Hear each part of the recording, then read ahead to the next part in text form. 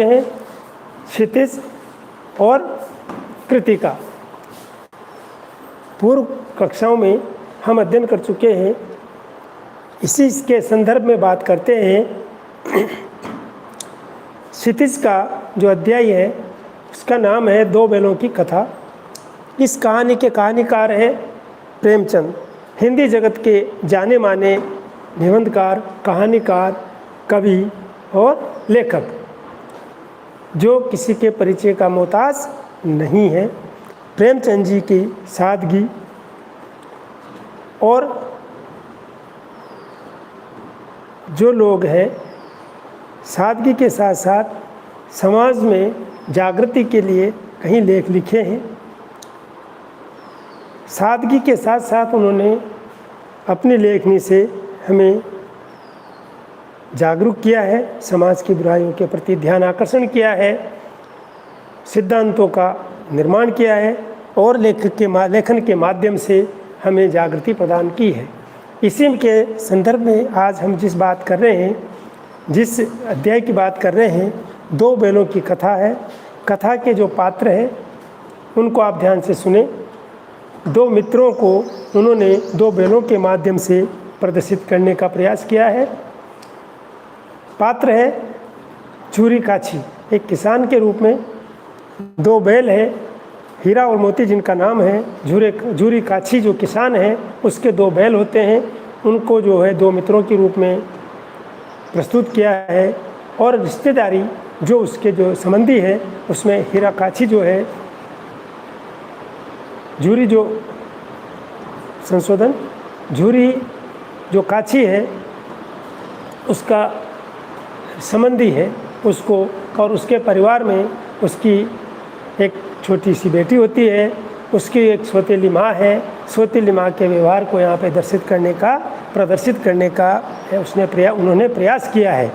इस कथा के माध्यम से हम जो है पारिवारिक जो संबंध होते हैं, पारिवारिक जो रिश्ते होते हैं, परिवार में रहते समय हमें जो संबंध होते हैं, हमारी जो जिम्मेदारियाँ होती है, हमारे साथ जो नैतिक जिम्मेदारियों के साथ साथ आदमी उनको परिवार के परिप्रेक्ष्य में निभाता है, उसकी संबंध में इन्होंने यहाँ पे बताया है। देखिए बच्चों, प्रेमचंद जी जो है उनका जन्म 1880 में बनारस के पास लम्हई गांव में हुआ। उनका जो बाल्यावस्था अभाव में बीती और उनकी जो शिक्षा दीक्षा जो है वो उनके निरंतर नहीं हो करके उनके खुद के प्रयास से कार्य के साथ साथ उन्होंने आगे उसको पूर्ण किया। लेकिन प्रतिभा के धनी प्रेमचंद जी ने कार्यों को करते हुए, जीविका उपार्जन करते हुए कुछ समय काम किया। उसके बाद वह जो है स्वतंत्रता के जो प्रयास थे उनमें उनको योगदान देने के लिए उन्होंने उसको भी छोड़ दिया। यह है उनकी जीवनी के संबंध में। बच्चों, बात करते हैं कहानी की। कहानी में एक झूरी काछी होता है।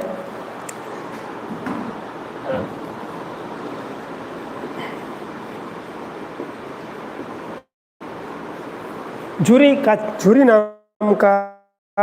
काछी नाम का एक किसान है। किसान जो है अपने परिवार के साथ अपने गुजर बसर के लिए, अपनी आजीविका निर्वाह के लिए खेती करता है। उसके दो बैल होते हैं। दोनों बैलों का नाम यहाँ पे उन्होंने दिया है हीरा और मोती। दोनों को यहाँ पे मित्रवत संबंध के रूप में प्रस्तुत किया गया है। दोनों जो पशु हैं उनको झूरी काछी के साथ क्या उनकी जिम्मेदारियां बनती है, वो उनका कैसे निर्वाह करते हैं, एक दूसरे के प्रति किस प्रकार का व्यवहार करते हैं, ये बात यहाँ पे उन्होंने समझाने के लिए हमें इस कहानी के माध्यम से प्रस्तुत की है। दोनों बैल जो है हीरा और मोती आपस में जब काम करते हैं तो मिलजुल कर काम करते हैं, एक दूसरे को सहयोग के हिसाब से एक दूसरे से बढ़ कर के जिम्मेदारी लेते हैं। और जिम्मेदारी जब वो लेते हैं तो इसमें हमें झलकता है कि जो मित्रों के गुण होते हैं उनको किस प्रकार, यहाँ तक कि एक जो पशु है, निराह पशु है, दोनों मूक, उनकी जो है मूक भाषा होती है, वह मूक भाषा का संवहन करते हुए, प्रवाह करते हुए एक दूसरे की बात को समझते हैं और एक दूसरे के साथ रहते हुए अपनी जिम्मेदारियों का, अपने स्वामी भक्ति का किस प्रकार से वह जो है निर्वहन करते हैं, उस बात को वो किस प्रकार से प्रस्तुत करते हैं बच्चों। इस बात को झूरी काछी के दोनों बैल साथ साथ रहते हैं, एक दूसरे को चाट के किलोल करके आपस में सींग मिला के अपने जो है ना मित्रता का, प्रेम का मूक भाषा में वो करते हैं। झूरी काछी उनको बड़े प्यार से खाना देता है, खेती के काम में उनको सहयोग लेता है। वो दोनों अपनी स्वामी भक्ति का प्रदर्शन करते हुए अपने स्वामी के लिए, जिसके घर में वो रहते हैं झूरी काछी के, उसके काम को वो बढ़ चढ़ करके जितना हो सकता है उससे भी ज़्यादा करने का प्रयास करते हैं। अपनी स्वामी भक्ति में कोई कमी नहीं होती है। झूरी काछी जो है अपने बैलों के लिए बड़े प्रेम से उनकी मांद में, उनकी जो भूसा डालने की जगह होती है मांद में भूसा डालता है, समय समय से पानी पिलाता है, उनकी देख रेख करता है, उनको प्रेम से सहला करके हाथ घुमा करके अपने प्रेम का इजहार करता है। दोनों बैल एक दूसरे के प्रति चाट के, और जब उनको मस्ती करनी होती है तो सींग बढ़ा लेते हैं कभी कभी, और एक साथ रहते हैं अपनी जो उनकी जो बांधने की मांद होती है उसमें बैठ के, और वो प्रेम का इजहार करते हैं। जब झूरी काछी उनको खेती के लिए उपयोग करता है तो एक बैल दूसरे बैल के से बढ़ कर के दूसरे पे लोड नहीं आए, दूसरे पे ज़्यादा भार नहीं आए, दूसरे को काम नहीं ज़्यादा करना पड़े, तो एक आगे से बढ़ कर के, एक दूसरे में आगे से आगे बढ़ कर के वो सहयोग करते हैं। गाड़ी के जब वो जोतता है तो बड़ी मस्ती से गर्दन हिलाते हुए अपने बोझे को दोनों आपस में बांट करके उस काम को पूरा करते हैं। देखिए बच्चों, यहाँ पे प्रेमचंद जी जो हमें इस कहानी के माध्यम से ये बता रहे हैं कि एक पशु है, साथ रहते रहते उनमें भी प्रेम का भाव जागृत हो जाता है। वो एक दूसरे से झगड़ा नहीं करते हैं, मित्रवत व्यवहार करते हैं, जिम्मेदारी का भाव उनके मन में होता है, स्वामी भक्ति का भाव भी उनके मन में कूट कूट के भरा हुआ होता है। वो अपने स्वामी के लिए जितना उनको करना चाहिए उससे भी अधिक बढ़ करके करते हैं। यहाँ तक बात आपको समझ में आ गई? देखिए बच्चों सुनिए, अगर आप इस कहानी के माध्यम से हमारा जो समाज है, समाज की जो गतिविधियां हैं, उन गतिविधियों में किस प्रकार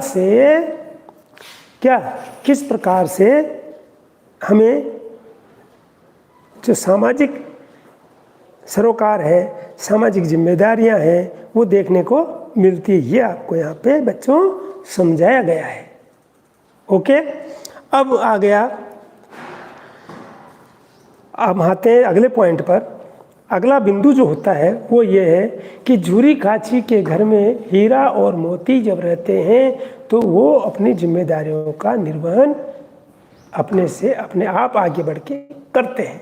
जब एक दिन झूरी काछी जो है अपने संबंधी, जो उसका रिश्ते में साला होता है, अर्थात साला मीन्स उसकी जो पत्नी होती है, उसका भाई होता है, वह अपने बहनोई के यहाँ, अपने जो जीजा होता है उसके पास उन बैलों को काम के लिए लेने आता है।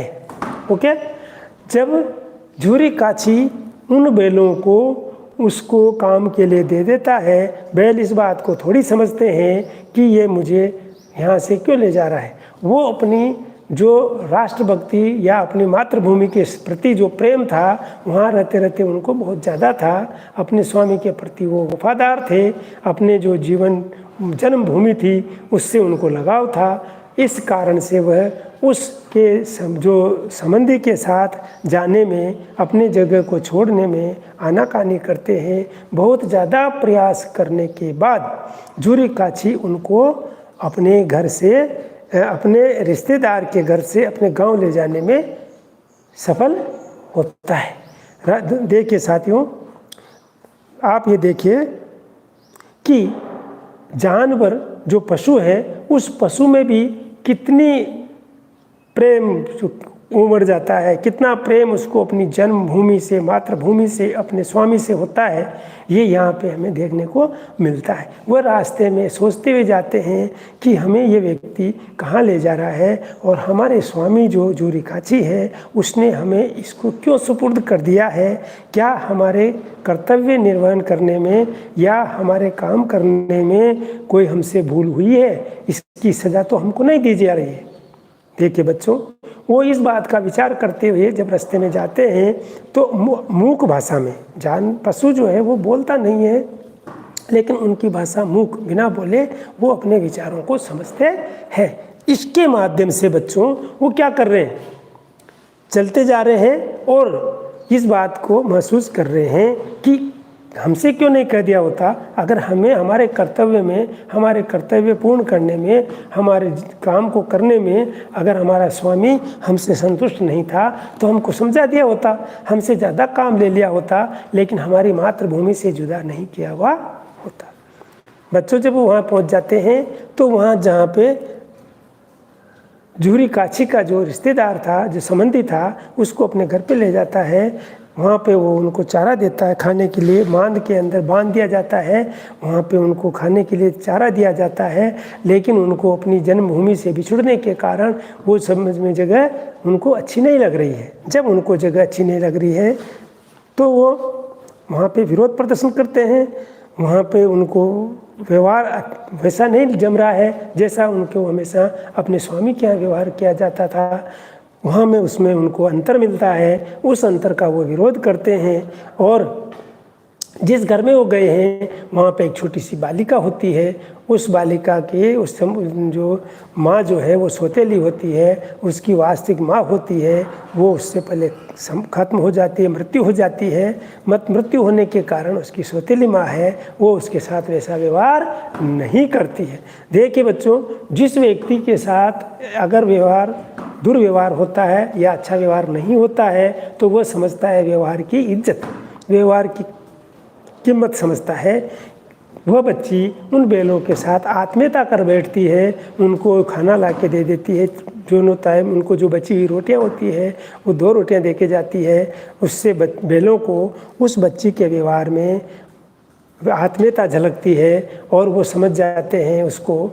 जब वो चाहते थे कि यहाँ पे हम नहीं रहेंगे, किसी भी वजह से हमें वापस जाने की इच्छा है, तो वो दोनों विरोध करके और अपने घरावा जो रस्सी होती है गले में डालने की, बैलों को बांधने की, जो रस्सी बोलते हैं उसको घरावा बोलते हैं, उसको तुड़ा करके उसके जो बांधने की उसको खूंटे बोलते हैं, अपन खूंटे बोलते हैं या उनको ठेहा भी बोलते हैं। ठीक है, उनको गाड़ करके उसके रस्सी के साथ बांधा हुआ था, तो वो दोनों मिलके उसको लेकर के उखाड़ के चले जाते हैं।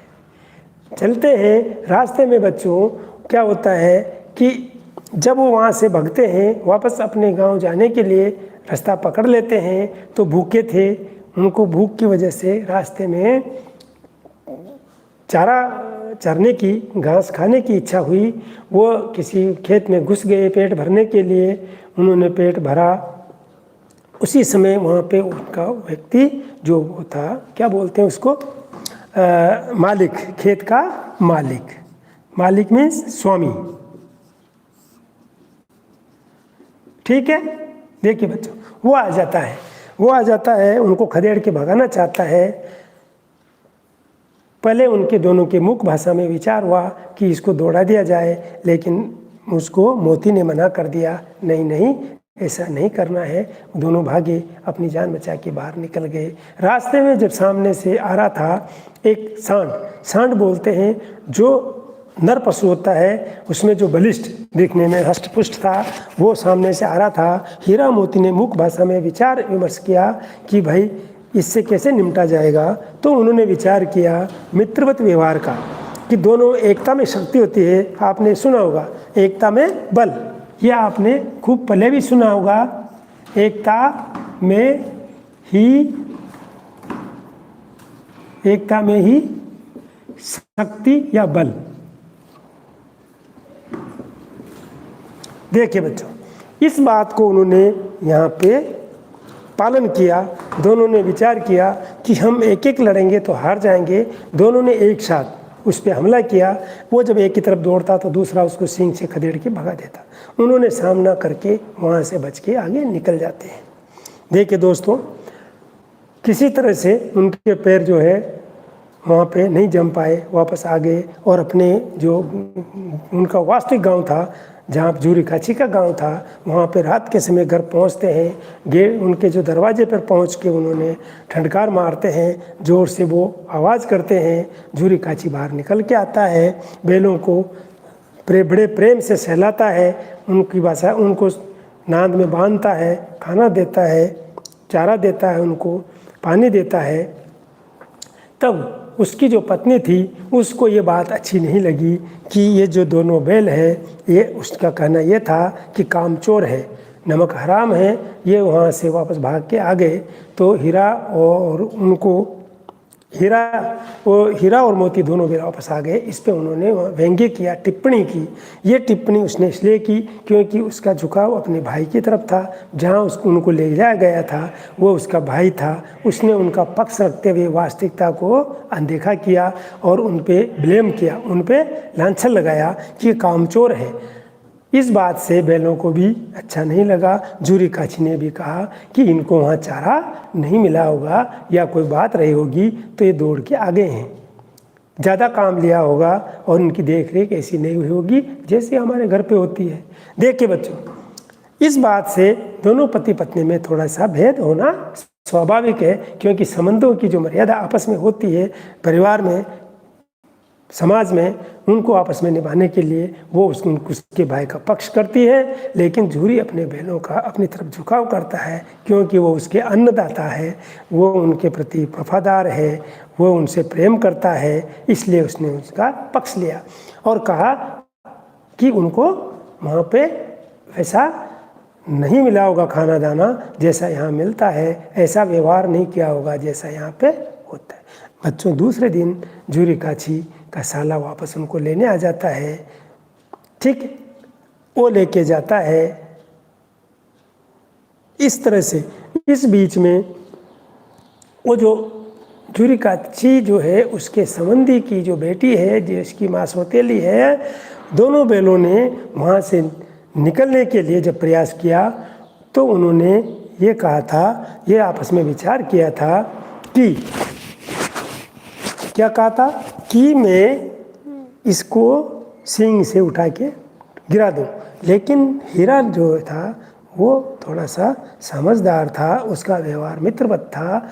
वो उसने जान बूझ करके अपने समझ का परिचय दिया और मोती से कहा कि नहीं, ऐसा नहीं करेंगे, क्योंकि अगर ये इसको मार देते हैं तो एक तो सबसे पहले कि स्त्री जाति के ऊपर आक्रमण करना ठीक नहीं होता है, और अगर हम इसको कर भी देंगे तो इसका जो प्रभाव है वो अनाथ बच्ची, जिसकी सौतेली माँ है, वो बच्ची भी इसको सफ़र करेगी, यानी उसके ऊपर प्रभाव पड़ेगा। एक बात ये समझाई। दूसरी बात बच्चों, दूसरी इसमें एक कहानी आई। इसमें कहानी में मैं सुना रहा हूँ आपको, क्रमबद्ध आप ध्यान से सुनिए। देखिए बच्चों, दूसरी बात यह है कि जब उन बैलों को रास्ते में खेत से निकल के वो आने वहाँ पे गए तो कांजी हाउस एक ऐसा स्थान होता है जिस प्रकार से व्यक्ति जो गलत काम करते हैं उनको लिए सुधार गृह होता है। उसको आज के ज़माने में सुधार गृह का नाम दिया गया है, पहले उसको जेल बोलते थे। उसी तरह से मवेशी जो है किसी का नुकसान करते थे उनको बंद करने के लिए ग्राम पंचायतों में ऐसी व्यवस्था थी कि अगर कोई ऐसे पशु होते हैं जो किसी और का नुकसान करे, जिनके कोई मालिक है या नहीं है, अगर ऐसा पाया जाता है तो वो उसको पकड़ करके वहाँ पे जमा करता है, बंद कर देता है, बंद करवा देता है, हवालात बोलते हैं उसको। कांजी हाउस नाम दिया गया है। कांजी हाउस में ग्राम पंचायत उनको बैठने की, छाया की, पीने की और घास की व्यवस्था करती है।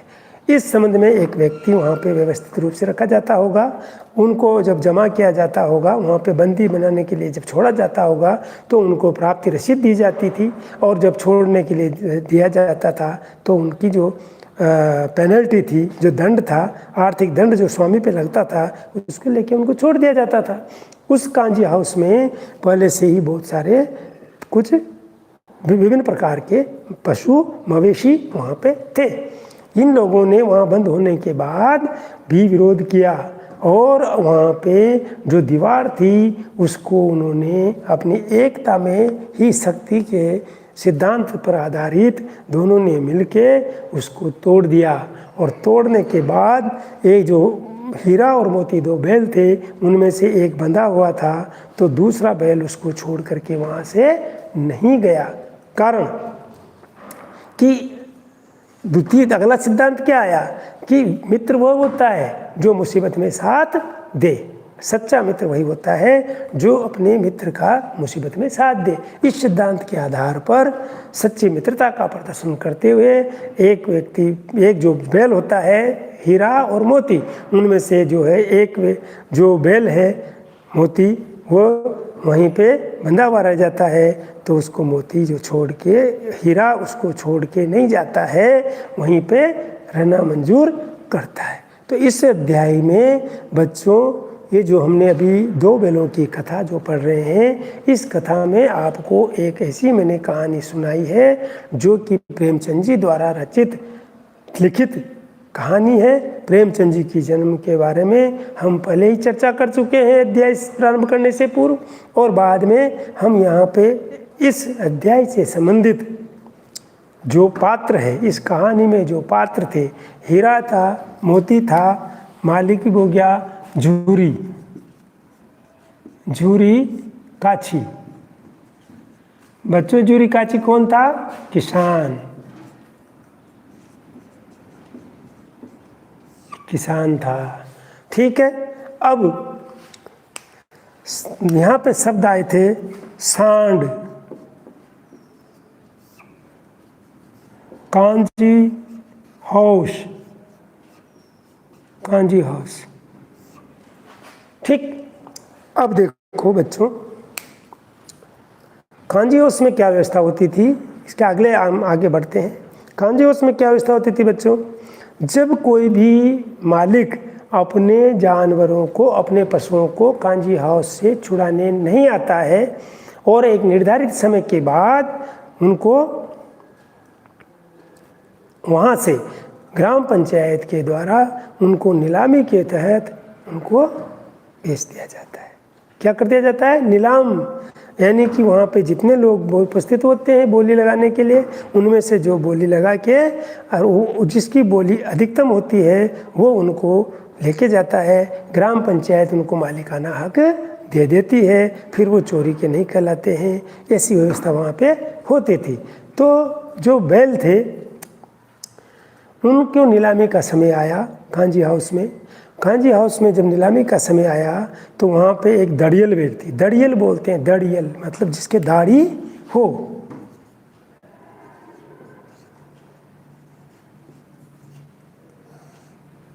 दाढ़ी वाला, जिसकी दाढ़ी बड़ा रखी हो, दड़ियल व्यक्ति आया। दिखने में हट्टा कट्टा, लाल आंखें और खुंखार दिखता था, जिसको बैलों ने किसकी उपमा दी? यमराज के दूत की। वो आया, उसने उनको देखा। उनको जब कोई चीज़ अपन खरीदते हैं तो देख परख के खरीदते हैं। नीलामी से उनको लेना चाहता था। बैल दिखने में अच्छे थे, सुडौल थे, ठीक है, उसको बैलों की ज़रूरत थी। तो उस दड़ियल ने उनको जो बैठे थे तो उनको ऐसे उंगली से देखा कि ढीले तो नहीं है, चुस्त फुस्त है, तो वो लेगा। तो बैलों ने कहा कि ये दड़ियल दिखने में तो यमदूत जैसा दिखता है, हमें क्यों ऐसा करके देख रहा है? जब उसने नीलामी से उन बैलों को ले लिया, बोली लगा करके ग्राम पंचायत ने उनको स्वामित्व दे दिया, हस्तांतरण कर दिया, उसके बाद वो लेके अपने घर को जाता है। बच्चों यहाँ पे जो बात हम कर रहे हैं ये सब सैद्धांतिक बात हमें इस कहानी के माध्यम से प्रेमचंद जी ने ये समझाना चाहा है कि हमारे समाज की जो व्यवस्थाएं हैं वो व्यवस्थाएं किस प्रकार की है, और इन व्यवस्थाओं के में हमारे जो सामाजिक पारिवारिक जो सिद्धांत है वो किस तरह से प्रबल होते हैं, उनका किस तरह से पालन होता है, ये बात हमने यहाँ पे समझी है। दो मित्र होते हैं, उनका आपस में किस प्रकार से मित्रवत व्यवहार होता है, किस सिद्धांत से वो अपनी मित्रता का पालन करते हैं, ये बात हमें यहाँ पे हमें ये बात हीरा और मोती जो दो पात्र हैं, दिखने में तो वो जो है पात्र यहाँ पे बैलों को बनाया गया, लेकिन सैद्धांतिक बात किसकी हुई बच्चों? मित्रों की। ठीक है। और जो मालिक होता है झूरी काछी, झूरी नाम का जो किसान है, वो जो मालिक होता है उस मालिक की अपने क्या क्या जिम्मेदारियां अपने पशुओं के प्रति बनती है। अर्थात जब हम किसी से काम लेते हैं, जब कोई हमारे लिए काम करता है जो हमारे लिए समर्पित होता है, उसके प्रति हमारी क्या जिम्मेदारियां नैतिक बनती है। दूसरा संबंध, यहाँ पे जो उनके संबंधी होते हैं वो उनको मांगने के लिए आते हैं, वो उन अपने बैलों को दे देता है, जो प्यारी से प्यारी चीज़ है उसको भी उनको त्याग स्वरूप देता है काम के लिए। लेकिन वो जो ले जाने वाला उसका संबंधी है वो अपनी जिम्मेदारी का निर्वाह नहीं करता है, वो उन बैलों की देख रेख उतनी नहीं करता। यहाँ पे ये सिद्धांत सामने आता है कि कोई भी व्यक्ति किसी की जो चीज़ दी जाती है उसकी उतनी देख रेख, उतनी समर्पित भाव से, समर्पण के भाव से देख रेख नहीं करता है जितना कि अपनी वस्तु का करता है। तो एक यहाँ पे ये सिद्धांत सामने आया। यहाँ पे मैंने आपको पहले ही बताया था कि एकता में शक्ति, एकता में ही बल है या एकता में शक्ति, यूनियन इज स्ट्रेंथ। इस सिद्धांत पे दोनों जो इस कहानी में दोनों जो पात्र हैं हीरा और मोती, उन्होंने एक बलिष्ठ शक्तिशाली जो देखने में उनसे 1.5 गुना था उसको भी उन्होंने हरा दिया। किस तरह से हराया? उन्होंने एकता का परिचय दिया कि उन्होंने एक साथ डट करके उसका मुकाबला किया और उसको खदेड़ दिया। दूसरा आ जाता बच्चों सच्चे मित्र की पहचान।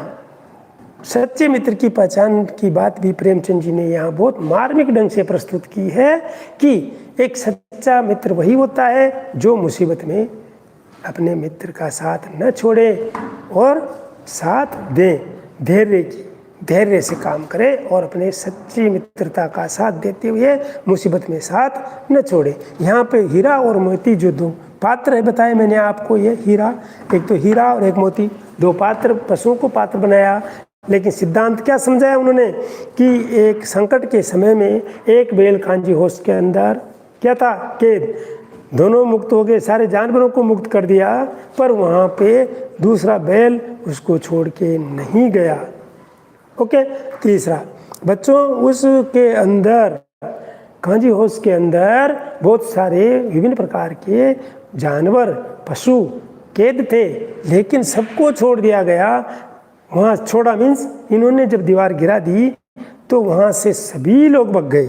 सभी लोग मीन्स यहाँ पे लोग में नहीं करना चाहिए, मैंने लोग कहा, इसको संशोधित करता हूँ। बहुत सारे मवेशी थे, जानवर थे, उन जानवरों को वहाँ से भागना था, लेकिन गधा एक ऐसा जानवर था जो वहाँ से जाने के लिए तैयार नहीं था। क्यों? उसको आलसी कहा गया, यानी कि उसने परिस्थितियों में समझौता कर लिया। वहाँ पे जैसी परिस्थिति थी उसके साथ उन्होंने समझौता कर लिया। वो प्रयास नहीं कर रहा है अपनी आज़ादी के लिए, अपने हक के लिए। अर्थात जो व्यक्ति इस तरह की मानसिकता वाला होता है वो स्वीकार कर लेता है परिस्थितियों को, उनसे लड़ने की हिम्मत नहीं रखता है, उनकी बुद्धि नहीं रखता है। तो इस तरह से यहाँ पे गधे को उन्होंने प्रस्तुत किया। बच्चों मुझे पूरा ये है कि जो मैंने आपको ये कहानी सुनाई है उसके पात्र, उनका कर्तव्य, उनकी निष्ठा, उनकी स्वामी भक्ति, हर तरह का सिद्धांत आपको समझ में आ गया होगा। आप इस अध्याय को एक एक अपने स्वाध्याय करें एक बार, उसके बाद इससे अध्याय के ऊपर बनने वाले विभिन्न प्रश्न, चाहे वो लघुत्तरात्मक प्रश्न हो चाहे वो निबंधात्मक हो, आपको हर प्रश्न का उत्तर देने की योग्यता उत्पन्न हो जानी चाहिए। क्योंकि हमने पूरी कहानी को एक ढंग से समझा, समझने के बाद जो कठिन शब्द कुछ लगे वो बताए, उसके बाद भी आपको कुछ ऐसा लगे कि ये हमें नया शब्द मिला या ये हमारे लिए कठिन शब्द है, तो हम इसका फिर अगली कक्षा में जब भी हमारी नेक्स्ट क्लास होगी उसमें पहले हम इनको करेंगे, आप मुझे सेंड करें। और इस तरह से जो है बच्चों ये अध्याय यहाँ पे, अब आपको करना क्या है कि इस अध्याय को आपको पहले साइलेंट रीडिंग करना है, मौन वाचन करना है, उसके बाद जो आपको कठिन शब्द लगता है उनको चिन्हित करना है, मुझे सेंड करेंगे। और जो प्रश्नोत्तर है उन प्रश्नों को पढ़ करके पहले प्रश्न को समझें कि हमसे प्रश्न में क्या पूछा जाता है, और उसके बाद हम उस प्रश्न का जितना सीमा उसके एक प्रश्नों को पूछते समय सीमा निर्धारण की जाती है कि 20 पंक्तियों में, 10 पंक्तियों में, 4 पंक्तियों में उत्तर देना है। आप इस बात का ध्यान रखते हुए उनका उत्तर दें। ठीक है, धन्यवाद।